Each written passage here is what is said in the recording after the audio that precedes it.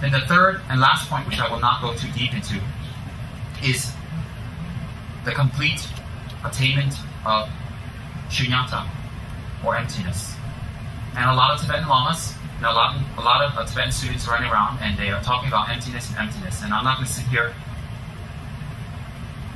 preaching to you as if I understand it or I have any realization. But to make a point simple is the state of Shunyata, and understanding it is removing all traces of the wrongly conceived I, the wrongly conceived thought, wrongly conceived self, that it exists in the way we feel it exists, and therefore we have a wrong perception of the way ourselves exist. And because we have a wrong perception, grasping arises. When grasping arises, we do many, many, many different types of actions and deeds. That serves to reinforce this wrong type of thinking. Example, very simple example. If one of your enemies, or someone that doesn't like you, jealous of you in office, tells you, Mr. or Mrs. So-and-so said this about you, and you're very angry and you're very upset, and every time you look at that person, it builds up in you more and more and more. You don't go and check it out. And then office workers, when they talk or they converge or they get together, you feel perhaps that this person said negative things about you to them also, and that they're gossiping and talking about you. And then it builds up more. You become uncomfortable. You become insecure. You become very, very, very paranoid. So everywhere, every place, you feel that people are talking about you. And they're saying negative things about you. And you don't investigate, you don't check, or you don't approach it, and you don't kind of do something about it if something can be done. And we build on it, and so what happens is that we react back negatively. We start fighting, we become defensive, and maybe it costs us our jobs, maybe it costs us friendship that shouldn't have cost us the friendship. Whereas if we actually investigate it and talk and maybe approach the person kindly and ask what's going on and maybe make them happy, that they'll say to you, oh, I didn't say that. I didn't say that at all. And they say, oh my God, all these things that I've been doing and thinking, all these things that I've been conceiving in my mind, and all these thoughts I've had around me are false. But you see, to you they were very real. They were very, very real. They're absolutely real.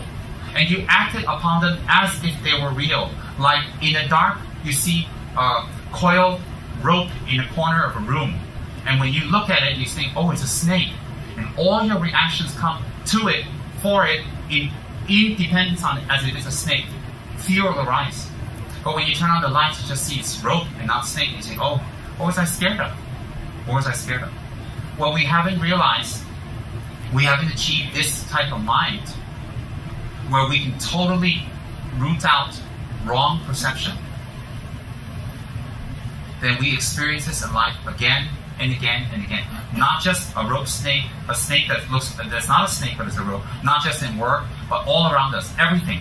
And the degree of paranoia we have, the degree of unhappiness we have, the degree of unsettledness we have, the degree of how we're not able to let go, how we're not able to be kind to others, how we're not able to let other people win, the degree of how strong we're attached to our mind that we need to be right, shows you how incredibly built up our personal projection is. Sufferings arises from wrong perception. The ultimate cause for samsara, the ultimate cause for our personal and all samsara is ignorance. Holding on to the wrong type of perception of how one exists. That is the root cause of all samsara, the root cause. So that's why most of the tantric deities, whether it be Lord Yamataka, the great goddess Vajrayogini, or Hiruka Chakra Samvara, whichever Kala Chakra, whatever these great tantric deities you will see, they're depicted as fierce, not because they're angry, but they're quick and fast in wanting to remove the cause of samsara. And usually under them, under their feet, you'll see stepping on and subjugated are different types of deities or animals or spirits or demons that are actually not what they look like, but emanations of the purified mind of that deity. So let's say that deity, when they were an ordinary being, was very angersome, or they had a very self-cherishing mind, strong one. Well, if they become enlightened, one method is they step on a snake to represent this hatred. that when they step on the snake, it's not an actual real snake that they're harming. They're thinking, well, they're Buddhas, why would they harm sentient beings? It's not that. It's that it represents that when they step on the snake, they overcome all types of anger and hatred. In the case of the great Hayagriva deity with 8 legs, 6 arms, 3 faces, he steps on 8 snakes. Has a lot of symbology, but mostly about destroying anger.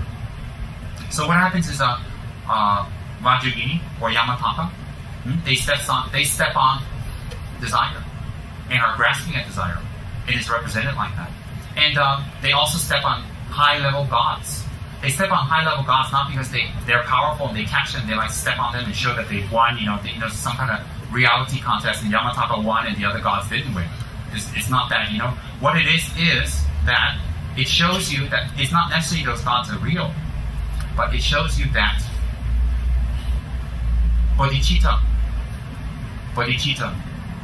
one representation is that it is so highly valued that even the gods will offer flowers, scatter flower on you, and offer praises to you.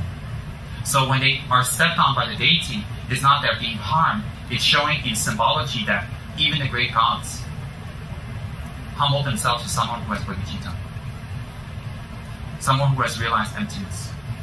So what happens is, in symbology, it's very, very, very powerful to show us. So when we see a Tibetan deity that's in tantric form, they may be fierce, they may be scary or whatever. What happens is that every part of their body, their color, their symbology, their face, even their eyes, their hair, the way it stands, the color of their hair, their ornaments, their jewels, their stance, their pose, their mudras, their position, what they step on, their oreo, their lotus, the color, whether it's a sun or whether it's a moon lotus, has total significance of that deity's manifestation of a particular form of enlightenment.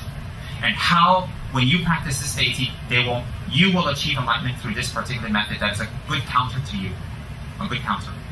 So like that, each deity carries accoutrements and weapons or hand objects or step on certain things that when you see it, it is actually a message or symbology to you that if you practice this deity, through this method, you will achieve enlightenment. You will achieve enlightenment. So in order to practice Tantra, you will have to achieve the 3 principal paths. Renunciation, Bodhicitta, and Shunyata. And Kajaswaramji said, His Holiness the Dalai Lama also said, that if we don't have the 3 principal paths and we're not attained, then if we do the practice of Tantra, it will be very shaky. We might even go backwards. Why? We don't have the proper foundation.